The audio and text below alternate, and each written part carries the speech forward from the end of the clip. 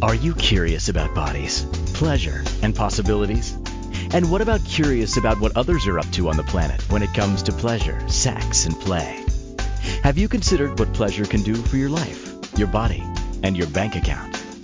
Do you know something magical, delightful, and out of this world orgasmic is not only possible for you, but totally available to you? If you're ready to be the magical, sexual, sexy beast you know you can be, and you just need the tools to get there, you're in the right place. Now, here's the host of The Pleasure Zone, sensual movement artist, relationship and sex alchemist, Milica Jelenic. Welcome, my sweet, sweet pleasure seekers.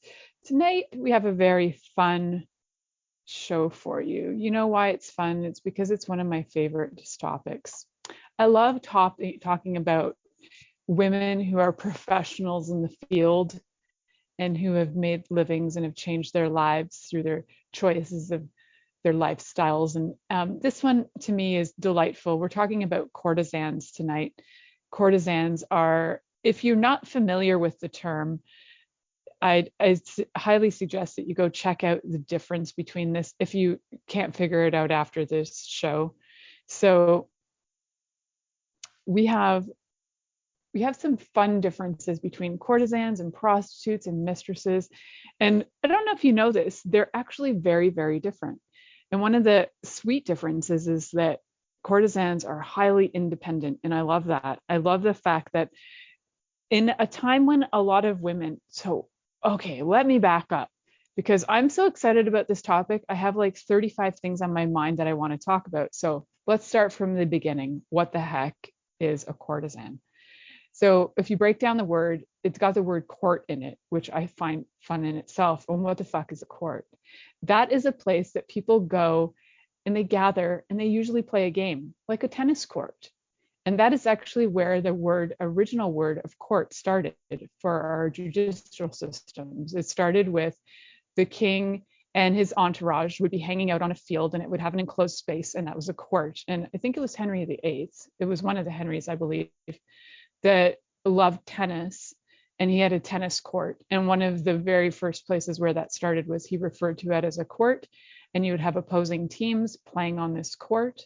And part of this was all about play and getting people in his court to play so that he could observe the play of his courtiers. Courtiers were also another term of anybody who was in the court. So the women of the court, though, were courtesans. They were not just the women of the court, they were the educated, chosen women of the court. They were the ones who got invited in by the rich, the wealthy, the prestigious, all the ones who had clout in the world at the time. And I'm talking about in the world, the Eastern, it's in the Western hemisphere. We're talking about Europe, and we're not talking about like the eastern part of the world, like Asia. There's a different history there, and the stories are a little bit slightly different. So this show is mainly focusing on the European history of courtesans, as the word courtesan actually comes from, it's originally an Italian word, cortegiana, but cortegiano is like the masculine and cortegiana, and I apologize for my Italian because I'm not Italian. Could be pronouncing it incorrectly. Courtegiana is in reference to the people of the court. And then it translated a little bit to French. And then the English adopted it as a term for the women in the court that were the educated that were brought in by men. So that's kind of like a background. The word court in its courtesan has the word court in it. Why the heck does it have the word court in it? Because these were women of the court. They were upper class women. They chose these careers. Most of them were women who actually chose these careers as a way to have more of a life that was like where they could develop independent wealth, and they could develop independent thought. They could be educated. They could have a lot of things that other women of their times did not have. So I have a sort of deep admiration for courtesans, especially in that time in history when we're talking about like the 16th century to the 19th century. around the mid, or even into the 20th century, there was like a super famous courtesan in from like 18, I think it was 1876-ish to the early 1900s, around World War One. I think she was killed during the war as a spy, and she was called the spy. Her name was Mata Hari. And there was a really great book written about, there's many great stories written about Mata Hari. She's actually one of the most famous courtesans in history. And she, one of my favorite stories written about her is by Paulo Coelho, who also wrote The Alchemist. So he wrote a book called The Spy about the Mata Hari. And he has this crazy ability to tap into the minds of women like I've never seen anybody be able to do before. He can write from the perspective of a woman and her experience as if he's been a woman. And I believe I remember reading something about him once saying that he actually does kind of tap into the women, kind of a channeling of them when he writes about them. So this is part of probably why it comes out so genuine. So if you are interested and you want to know some things about courtesans, there are hundreds of books out there. I find them very exciting. I think because I tend to be drawn to them over the years. I have, randomly run across so many books that have to do with courtesans in different ways. I think mostly they've been focused on European courtesans, although there've been many throughout history in India, in other parts of, so we've got Asia like China and Japan, where you have the geisha as well. And there was a really great one that was called Memoirs of a Geisha that I think I read in the 90s. And I love that one too. And that one was a woman who started out in life with a pretty rough life and was sold as a child and became a geisha in her life, which was more of a revered way of being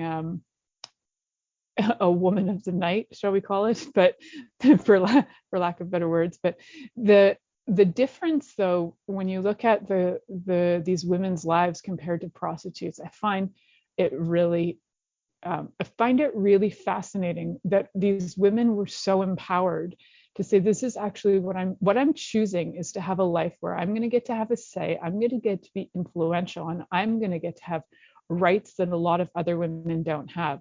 So they were already kind of rebels in their own right, a lot of these courtesans, even though being a kept woman sounds like you're not being such a rebel. It sounds almost like slavery.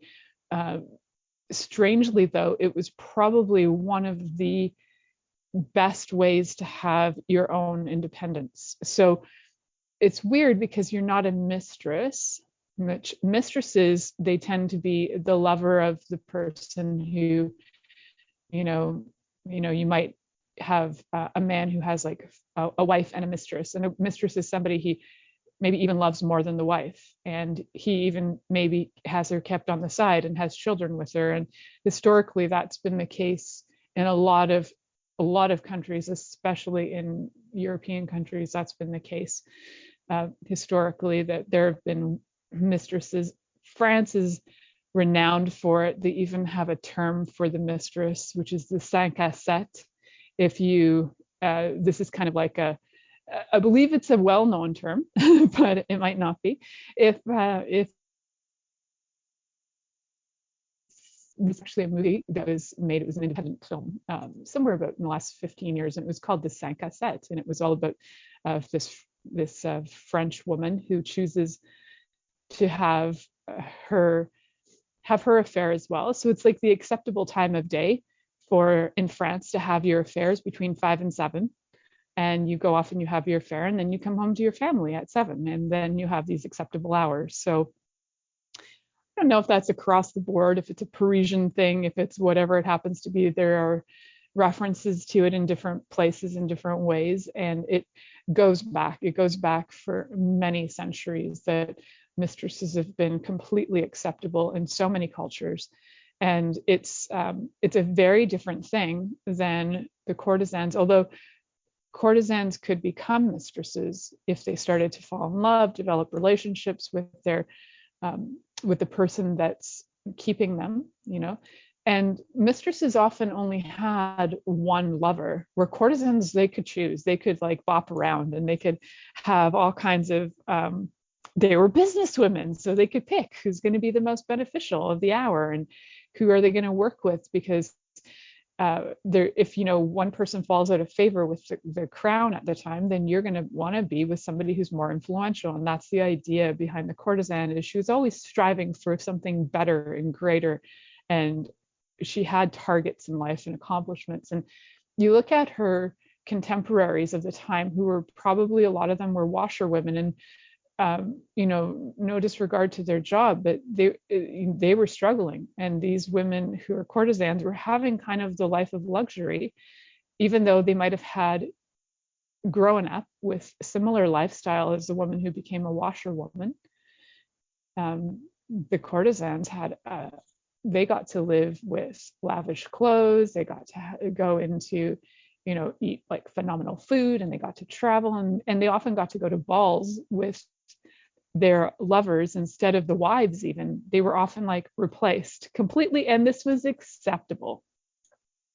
So I get that this is pretty weird for a lot of our modern minds to think about, like, hey, the wife knows that the husband is going off with the courtesan to a ball, and it seems like that was sort of, in that time, it was actually acceptable. And for the wife, she would have even regarded it as, okay, this could actually bring us greater standing, because maybe this courtesan has a way of getting us into a higher rank or into favor with the king. Because you would want a courtesan who was entertaining, highly intelligent, versed in different languages, and they usually studied things. Even if they were raised poor, they found ways and they would study things. And some of them were originally things like actresses who kind of didn't go very far in their career, but decided, okay, well, my acting didn't go so far, I might as well try this. So they had some background. They also probably knew how to read, which was unusual at the time. And because of some of their wild and amazing skills, a lot of them got accused of witchcraft. Another reason why I'm fascinated by courtesans, because of their knowledge, their expertise, and their connections, if you fell out of favor, especially during times of witch trials, chances were you were going to be accused of witchcraft and being a witch. So it was risky.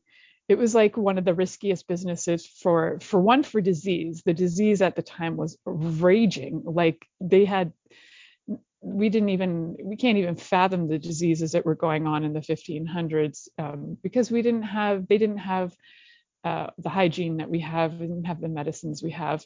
They didn't have access to the information that we have either. So, if you're only bathing on a good week, you're only bathing like once a week or once every 2 weeks. If you're lucky, which was rare to be bathing that often, then you're probably gonna start to get a little bit diseasey in different areas, let's say.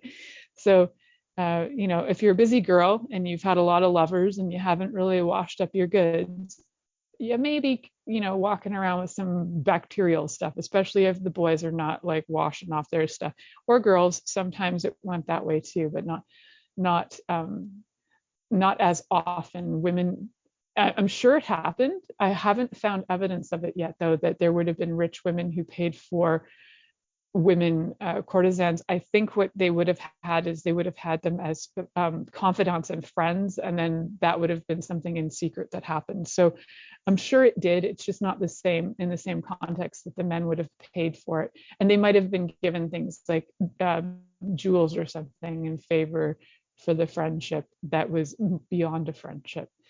A lot of writing from the 17th and 18th century sounds like a lot of women who were upper class women had relationships of that kind. So I remember that through a course I studied in university, and we looked at different things historically around sex, sexuality, and even at that time. So this is 25 years ago when I was in university, we didn't have terms like pansexual then. So it was pretty interesting just to be in a class where it was even a little bit taboo to be talking about bisexuality, homosexuality, and be looking at it in a historical context and looking at how do we, how did these people relate? How did they have relationships? How did they survive these relationships in cultures that this was not acceptable? And a lot of it was, you could have had the rich women who did have something like a courtesan in her life who she would write to, but it was more like a confidant. So that's a total side note. Maybe I'll look at some historical lesbians in another show, because that could be a lot of fun. Maybe I'll bring on some of my favorite lesbians to talk about that too. That could be a lot of fun. I wonder if my favorite lesbians even know the history of lesbians going on either, but they may or may not, going right back to the island of Lesbos. A lot of them know about the island of Lesbos, but I don't know if they have information beyond that, but that could be a fun thing to talk about. So we're going to talk more about courtesans. We are going to be heading to our first commercial break. I apologize if I'm like so distracted, because this topic gets me so excited. I'm even like itching in my seat to like talk and like, blah, so much stuff to say. So I invite you to come on back for my crazy butt stories about all kinds of crazy things. I was going to say another word, but except for butt in there. And then I thought I'll just say butt, my crazy butt stories when we come back from this commercial break. See you after the break. Are you secretly a voyeur, wondering what's going on in other people's sex lives? What if now is the time for a totally different sexual evolution? Are you interested in people who are pioneers of different sexual and pleasurable practices? Lean in now with Milica Jelenic, where she will entice you and your body to know your own pleasure zone. On the Pleasure Zone radio show with sensual movement artist Milica Jelenic, you'll receive tools, inspiration, and a foundation to allow yourself to receive more in your sex life, and quite possibly other areas of your life as well. Listen for the Pleasure Zone with Milica every Monday at 8 p.m. Eastern Time, 7 p.m. Central Time, 6 p.m. Mountain Time, and 5 p.m. Pacific Time on InspiredChoicesNetwork.com.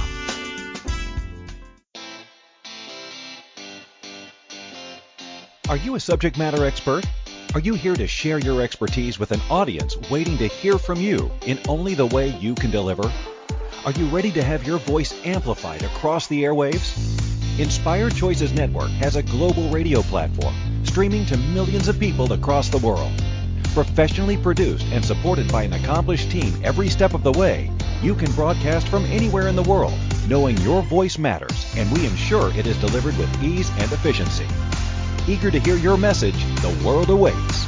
Contact us today to become an Inspired Choices Network radio host. Email becomeahost@inspiredchoicesnetwork.com. This is the Pleasure Zone with sensual movement artist Milica Jelenic. To participate in the program today, join our live studio audience in our chat room at InspiredChoicesNetwork.com.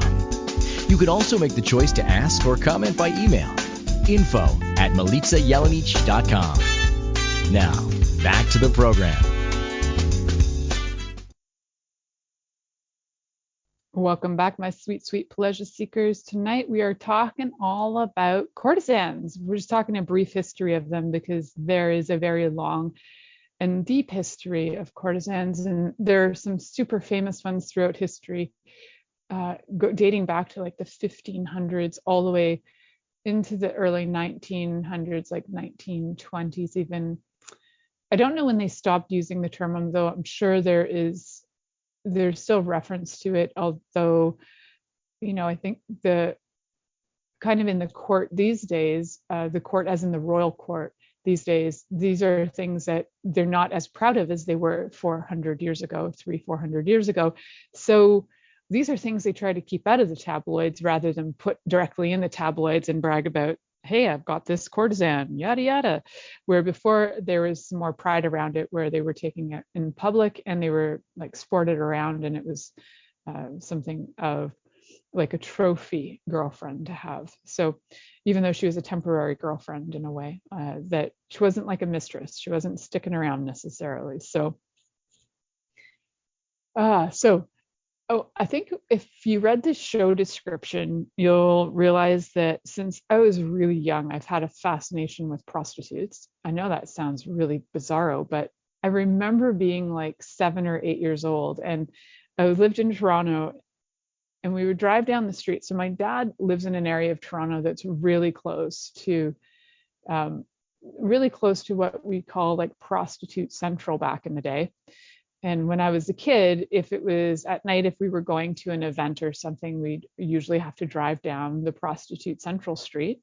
If I was headed off to, like, for example, if I was headed off to do some folklore dancing at church, we'd be driving down the street and I'd get to see prostitutes. Wow, talk about irony and fun. And they'd be on Queen Street as we would drive the way to church. And at first I wondered, like, why are these women outside in the cold in mini skirts? That was my big question. I was like, oh my God, aren't they cold? They're standing in like mini skirts and high heels and they don't have anything on. And at first I felt like rescuing them. I remember that feeling because I thought they were cold. And then my dad was like, they're prostitutes. And I was like, prostitutes, fascinating. What does that mean? And then I asked my mom, I think I asked my mom, and mom's like, they're women who get paid for doing things I believe this was her term, was like, there are women who get paid for doing things that other women do for free. And I was like, wow, that's even more interesting. And then I was like, now what does that really mean? And eventually the story kind of culminated and I realized these women get paid for sex once I understood what sex was. So this was like a developing kind of concept for me over a few years. So by the time I was like 11 or 12, I had Cabbage Patch Kids, as we all did in the 80s, or most of us did, who were like middle class white kids. And I had a Cabbage Patch Kid, and naturally, with the fascination of prostitution, I made that's what I called them, my hooker outfits for my dolls. So yes, my Cabbage Patch Kids had hooker outfits. That's how fascinated I was with prostitution, is that I even dressed my dolls up like them. And mini skirts and all, and like showing off their shoulders. And I didn't quite understand it fully. I didn't quite understand like how some of the women had really hard lives and they were being brutalized. I didn't quite get that, but I did get, these women get paid for something that other women do for free. Wow, that's cool. They're cool. So it's when you get different parents and different perspectives, you definitely get information that you never thought about. So that kind of led into other curiosities that I ended up, I was just super curious as a kid. So I did kind of take on figuring out what the heck that meant. It wasn't until I got older that I learned that some of these women can be like super high class and make a lot of money and they're respected. And then I was like, oh, there's like levels to prostitution. You can like level up. That's amazing. So I thought that was so cool. Like you could be like somebody doesn't make so much cash, or you could be like cracking in the thousands. And I thought, heck, that's like awesome. You could crack in the thousands. So I think this was also later in the 90s when, there was internet going on, but it wasn't as prolific as we have it these days. So there were in big cities, you could actually look in different phone books, you could find listings for escorts. And that was more like along the line of courtesans. And then there were actual escort directories that you could get. And if you went to, I know this because I know somebody who did this back in the day. He was a boss of mine, but I'm not going to name names in case his wife ever listens to this show. So at the time, I know that there were like directories that you could get at certain high class hotels. They would actually give you directories to escort services if you requested them. So these are all on the down low, right? And you just have to ask, front desk, do you know? And they'll usually hook you up. And if you're at a discreet enough, exclusive enough hotel, they will hook you up with what we have now, escorts, which would be our kind of replacement to courtesans these days, as escorts are usually educated women as well. They're getting paid higher amounts of money, and they're also, they're doing this usually as a financial choice, and also as something as more of a sometimes not just financially, but also because of the benefits they might get from it. They might get travel, they might get to meet people. I did know a lady who who did that. I knew a few. They might have actually been on the show in the past as well. Hint, hint, nudge, nudge. Go back and listen and see if you can pick out the escorts. So there's been a few. So go back and listen, see if you can pick out the escorts. If you do, if you can actually pick out the escorts that have been on my show, and you write to me and tell me, and you're accurate on that, I'll give you a free session only to the first top 10 people who answer correctly. so there's a fun challenge. Go back and listen. Fun challenge. Go check it out. So there's been at least 3 that I can think of, and some of them it's a full-time career. So why would you do this? Well, even in modern days, part of it is just for ease of living. It can be a great and fun and different way to make a living, for sure. And it's valuing something that we usually put no value on. And you know what's weird? Right now, we also put value on things like water. We pay more for water now than we do for gasoline most of the time. So we put value on things that, 30, 40 years ago, we weren't generally paying for water unless it was water service, water coming to our house, but we weren't buying bottled water 30, 40 years ago. And so now we're valuing things a little different. We can also value sex as well. Why not? We can value a heck of a lot of things that we never valued. So if you're going to look at this from a business perspective, this is a business coaching courtesan escort style 101. You got to look at does this kind of idea of being a courtesan work for you? Does being an escort work for you? Because it may sound really alluring. Oh, I'm going to make lots of money, but there's a lot to consider. Even though if you feel really confident in this kind of lifestyle or choice, you generally, unless you've done a lot of healing in your life, you're going to have a lot of self-critical thought in your head that's going to rip you apart in a lot of ways. So you want to start, if this is something you want to do, definitely you can connect with me. And if my coaching with you doesn't work, I do know people whose coaching would work for you, more than likely. So it can be a choice, but definitely look at it as this is a business, and treat it like a business venture, and see if this business model or idea would actually work for you to become something like an escort. I just say that because I know I can make it sound super alluring. You can make money. I know people who travel. I know people who get things from it, like places to live, and they get like horses, and they get like stuff. So it sounds great. And you also have to have a certain mindset for it, because it is business. And even the women back in the day, we're talking like 1500s, 1550, 1540 something. When you look at this from their perspective too, they needed to work their brain around this too, so they could maintain it as a business as well. One of the issues that would happen with courtesans is they might fall in love with the person that is keeping them, but that person might not fall in love with them back. And then there's a whole bunch of, that can lead to a whole bunch of emotional upset. So it's really to look at it as this is an exchange. I'm selling my time for you to be with you, and then you're paying me for this. And back in the day, the most successful courtesans are ones who were able to separate like the business side of it from the emotional side of it. Because if they did get emotional and they, say, for example, got pregnant and they thought they were going to be kept on the side as a mistress and they weren't, then all of a sudden their life would dramatically change. They could be pregnant. They wouldn't be invited necessarily in court anymore at the time, because they were unwed pregnant women who then would be regarded not as courtesans, but more as, we'd say, like low-class prostitutes in a way. Their status would change, and a lot of the dynamics of their life would change.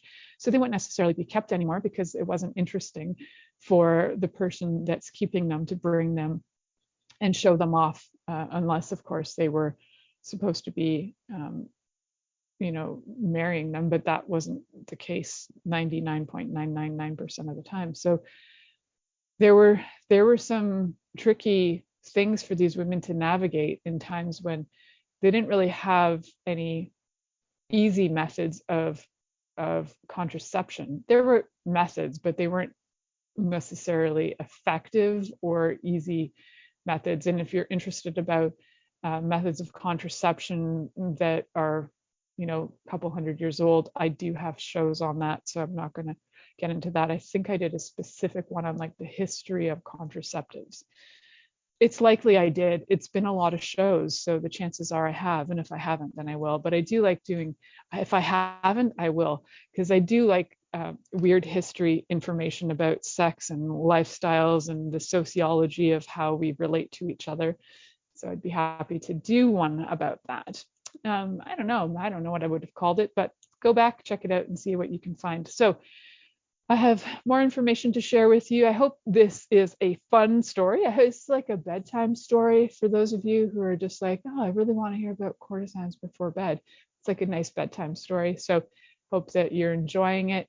And we will we'll have more on this courtesan, the brief history, when we come back from this commercial break. You're listening to The Pleasure Zone here on Inspired Choices Network, and we'll be right back. Are you secretly a voyeur, wondering what's going on in other people's sex lives? What if now is the time for a totally different sexual evolution? Are you interested in people who are pioneers of different sexual and pleasurable practices? Lean in now with Milica Jelenic, where she will entice you and your body to know your own pleasure zone. On the Pleasure Zone radio show with sensual movement artist Milica Jelenic, you'll receive tools, inspiration, and a foundation to allow yourself to receive more in your sex life, and quite possibly other areas of your life as well. Listen for The Pleasure Zone with Milica every Monday at 8 p.m. Eastern Time, 7 p.m. Central Time, 6 p.m. Mountain Time, and 5 p.m. Pacific Time on InspiredChoicesNetwork.com.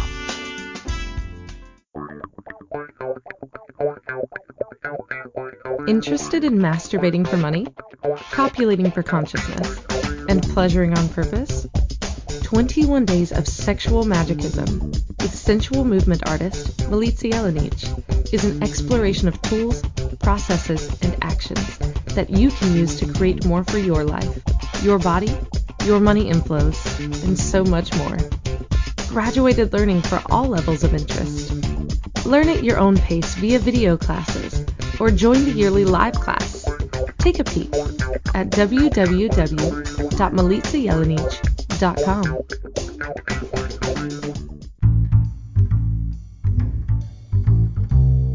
How wonderful would it be to carry your favorite Inspired Choices Network host with you throughout your day? Well, now you can.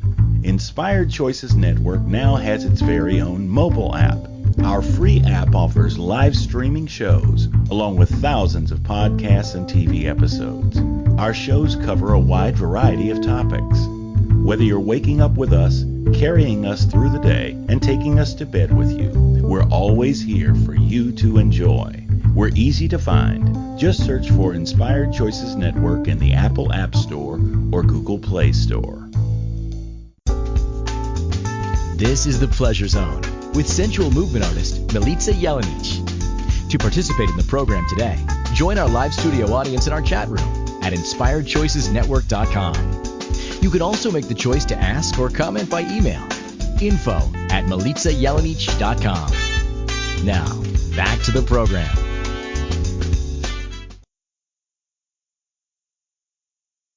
Welcome back, my sweet, sweet pleasure seekers. Tonight we're talking about courtesans and giving a little brief history on the courtesan, who they were, what they did, what was the point of being a courtesan anyway.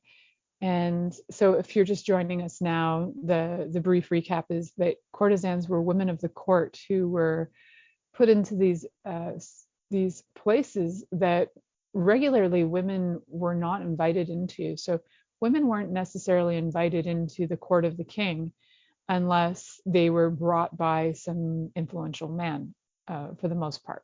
And there were influential women, but it was not as common, really not common. So there were definitely influential men who would bring in these women, and they got to have they got to just have a different life than a lot of the average women of their day, who would have been like maybe they were bread makers, they could have been bakers, washerwomen, they could have been doing things like making what's the word for it? It's like the women who made cloths and to like textile work, and there was that kind of work for women for sure.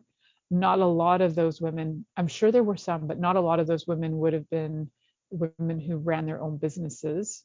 They usually would have been working for companies, probably workhouse type situations when it came to the 1800s. And prior to that, it would have been smaller industries like a shop of textiles, that sort of thing. So these women could, though, if they chose, they could have become courtesans too, because it wasn't just the elite who were courtesans. They were women who knew how to get the attention of the men who had this standing in society that could invite them into court. So if you ever watch Outlander, I think this is a great example. Outlander, when they land in Paris, France, and they're at where are they at? They're at a castle. They're at like Louis XIV's castle, I think. Anyway, they're at a castle, and you can see walking around in some of the scenes, in the French scenes, that there are courtesans walking around. There's a really bold scene in one of them where a woman is walking around with a sort of it's what are they called? You'd think I would know. I've been watching the history of clothes this week as well with my daughter. There were these things, I think it was a stay that she would have been wearing, which was kind of like a corset, and they wore them under their breasts to kind of heave them up. Well, there's a scene in one of the Outlanders where there's a courtesan walking around with her breasts like fully exposed. So you could kind of tell who were the who's by looking at different costume things in that show as well. But you can also see it in different, if you watch different historical shows, you can kind of see it in their costuming too. The way that they would have dressed would have been slightly more provocative than somebody else. It would have been maybe somebody who was already born into upper class. They would have had different looks about them. So I find that stuff fascinating too, that you can actually see it in the clothes. Just like I did when I was a kid driving down the road, I noticed that was different. There was a woman wearing like a mini skirt on the road, and she looked really cold. There are certain things that kind of stand out. Nowadays with escorts, it's not as evident. We don't really know that just by looking at somebody, though, people could claim it by their calling, she's a whore by what she wears. That doesn't mean she's an escort or a courtesan. They're just being rude. So when we do look at some of the valuable things, like when I think about what I would want as a job back then, I would have wanted to be a courtesan. Of all the jobs I could have had, that would have been my primary choice, because I would rather be paid for my knowledge, information, and companionship than I would want to be paid for necessarily like having to, labor over something for hours and hours and barely scrape by and suffer. So call me cuckoo, but I would have loved to have been a courtesan. And I like to think that I was, but I don't have any proof of it. So I could say, I've done past life regression, and oh my gosh, I so was a courtesan. Although I once did get on an app that said I was a 17th century French courtesan, and I was like, woohoo! I was like so thrilled. It was like one of those phone apps years ago, and I was like so excited to be a 17th century French courtesan. So you can go find out if you've ever been one, because that was just delightful. So why would you want this? Like, if you were a wealthy woman already, you might actually choose this as a lifestyle choice so that you could have independence, where you wouldn't have to get married. You wouldn't, at the age of 14, you're getting old and gray and you have to get married, because that's just the way it was back then. You were, by the time you were 20, you were pretty much done.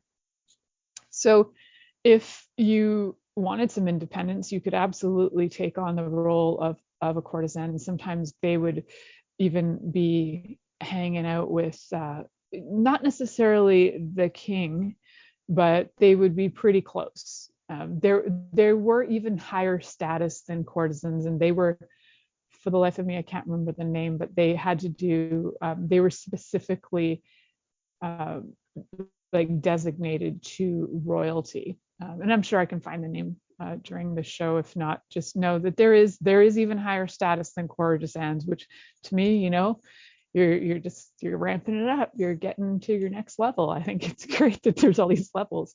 So we always have these levels in life. So why not like aim for the highest levels? So as a profession, though, I think these women, like I kind of tap into that whole concept of being a courtesan. When I think of it, I'm like, why would I choose that? And I look at my options that are spread out in front of me, and I'm thinking, okay, I could be a baker, which means that I'm working from like 3 a.m. till 10 p.m. every night. That doesn't sound like fun. That's even relatively true nowadays too, as my mom had that lifestyle. She was a baker when I was a kid, and she worked like 20 hours a day. So that doesn't appeal to me. So then I look at what other reasons would I do that? Okay, so maybe I would get to have a say. Maybe I could put some thoughts or words into conversations that could create and affect change. Now that would be fun too. And the way that you would do that is that you get yourself into these spheres, these influential spheres, so that you get to have a say. And in a way, it's almost like being, I don't know, it's just so covert that I love it. It's like they don't even half the time know that these women are planting these ideas or thoughts. And I think that there's something so like fun about that, to think, oh, you could have been that person. Okay, here's a whack thought. This is going to just be like quantum on a certain level. So if I thought I could have been the person who planted the idea that said to say yes in Senate to women, or in Parliament in England to women having the vote, but I planted the thought as a courtesan to some dude who was super rich who said, yes, if you give women the vote, I'll give you a blowjob. And I like exchanged my favors for women's rights. I love to think that was me. So how many of you, my friends out there, are like, hell yeah, I'd like to have been one of those courtesans who were that influential. So there were women, you think about it, there were women doing these things. Absolutely, this happened for sure. Women are far more influential than they've given themselves credit for historically. Absolutely planting ideas and thoughts. And how fun is it to think that there's women that are kind of like spies working on the inside doing this, and they're more than likely they are the mistresses and the courtesans who are doing this work. And yeah, and then you've got some women out in the front lines doing the grunt work, which is awesome too. And they're out in the streets and they're aiming for the vote. Like all this stuff is going on historically all at the same time, which is wild. You've got women who are working professionally as courtesans, and at the same time, you've got women who are like, we just want the right to vote. Yet you have women who are there already being examples of independence and being examples of how to be influential.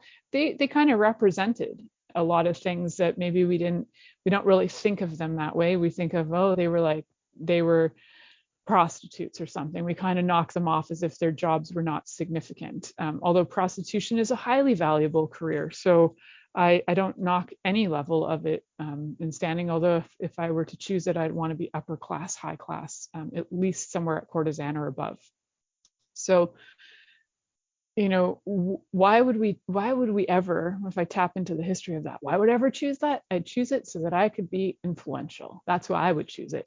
So if this kind of topic is intriguing to you too, kind of tap into that energy and just think like, yeah, if I were to be a courtesan, what would be the value of that? Like, what would I have gained from that? And I know there's going to be some of you out there that are completely irked by that.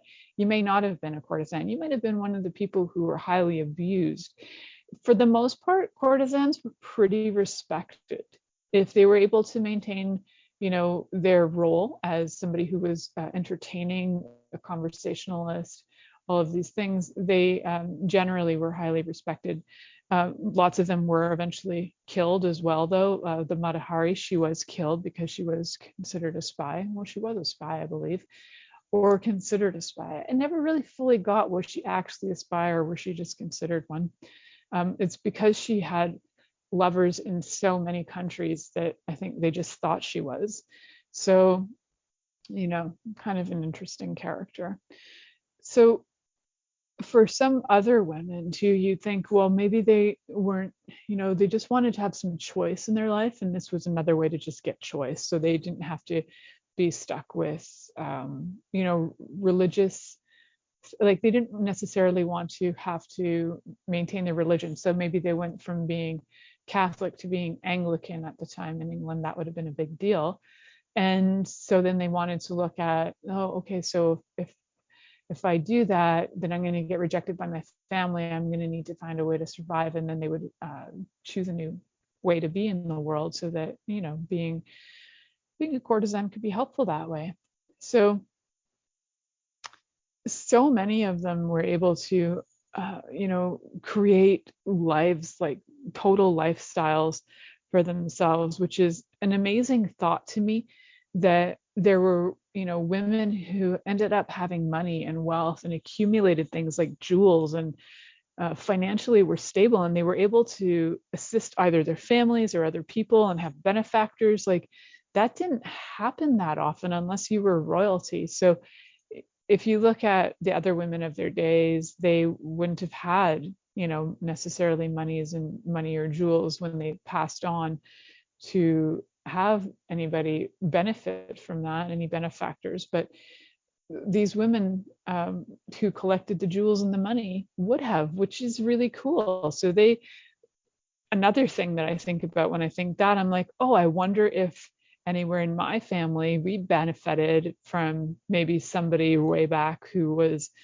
a courtesan, and then they gave money to somebody who gave money to somebody who gave money to somebody. Because when you look at European history, somehow or other, you go back far enough, you're related to somebody who was probably royal. So chances are you might have actually had some benefit from a courtesan in way back, if you take your family history right back to, like,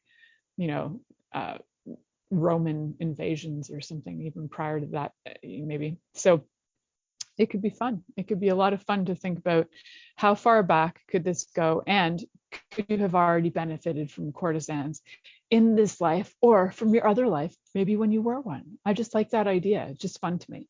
So we've only got a few minutes left. As you can tell, I just get excited about courtesans, and I've been reading more books, listening to more things about this. So chances are you're going to hear me talk about some specific ones in future that really excite me. Like I do really like the Mata Hari, and I might talk about her more dedicatedly on a show. Why? Because, I love my prostitutes, so I like to talk about them and give them some credit here and there in the world. So we will be back. You're listening to The Pleasure Zone here on Inspired Choices Network, and we'll be right back after this commercial. Are you secretly a voyeur, wondering what's going on in other people's sex lives? What if now is the time for a totally different sexual evolution? Are you interested in people who are pioneers of different sexual and pleasurable practices? Lean in now with Milica Jelenic, where she will entice you and your body to know your own pleasure zone. On the Pleasure Zone radio show with sensual movement artist Milica Jelenic, you'll receive tools, inspiration, and a foundation to allow yourself to receive more in your sex life, and quite possibly other areas of your life as well. Listen for the Pleasure Zone with Milica every Monday at 8 p.m. Eastern Time, 7 p.m. Central Time, 6 p.m. Mountain Time, and 5 p.m. Pacific Time on InspiredChoicesNetwork.com. This is the Pleasure Zone with sensual movement artist Milica Jelenic. To participate in the program today, join our live studio audience in our chat room at InspiredChoicesNetwork.com. You can also make the choice to ask or comment by email, info@MilicaJelenic.com. Now, back to the program.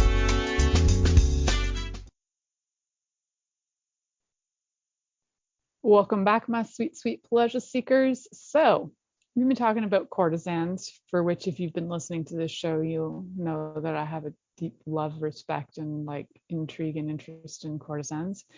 And there's so many different names for them, but I like the name courtesan because it really represents the fact that they were in court, and they were in the court of the royal court, and they had some influence. Now, one of the things to keep in mind is, like I've been mentioning, that courtesans are generally choosing this lifestyle so they can be independent in a way.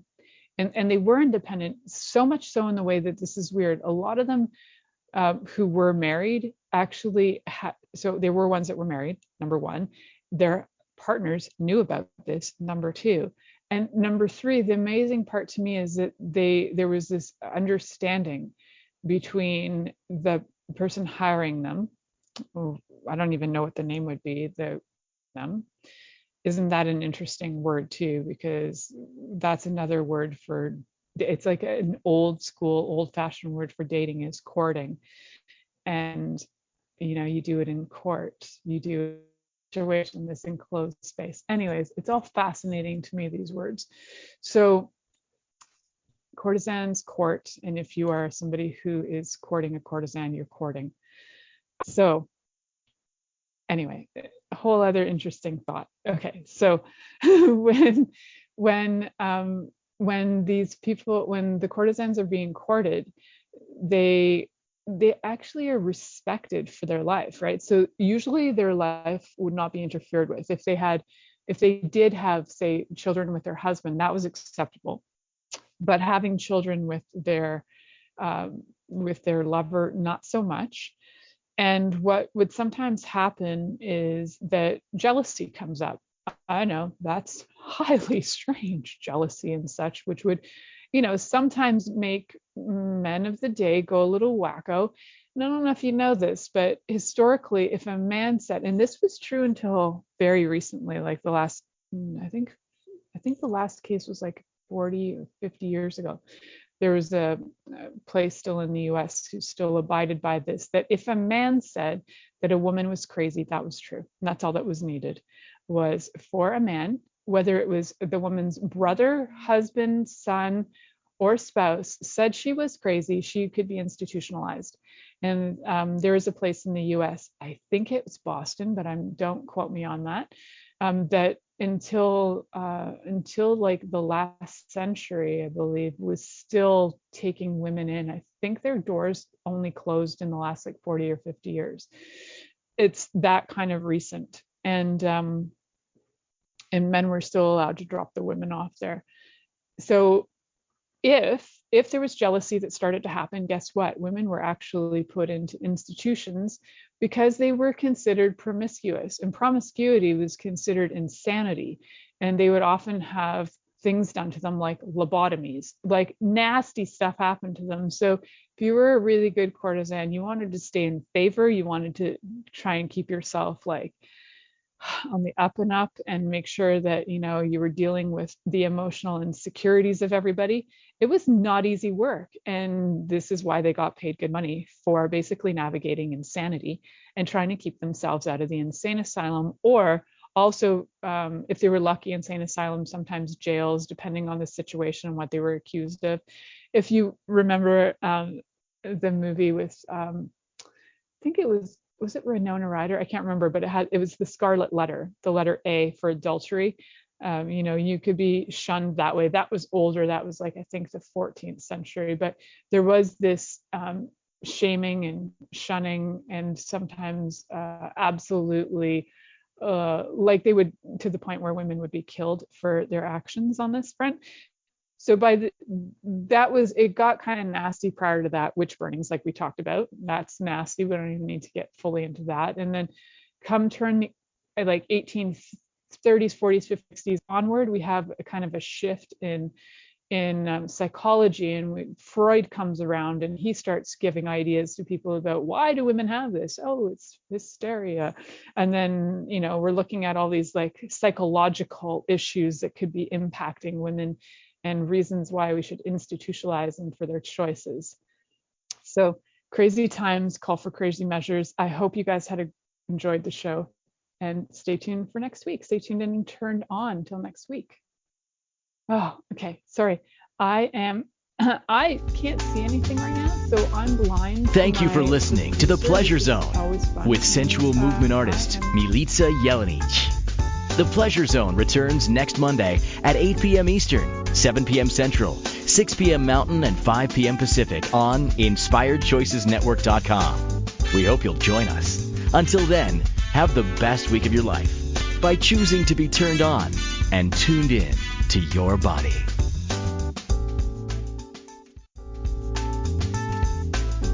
Thank you for listening to The Pleasure Zone with sensual movement artist Milica Jelenic. The Pleasure Zone returns next Monday at 8 p.m. Eastern, 7 p.m. Central, 6 p.m. Mountain, and 5 p.m. Pacific on InspiredChoicesNetwork.com. We hope you'll join us. Until then, have the best week of your life by choosing to be turned on and tuned in to your body.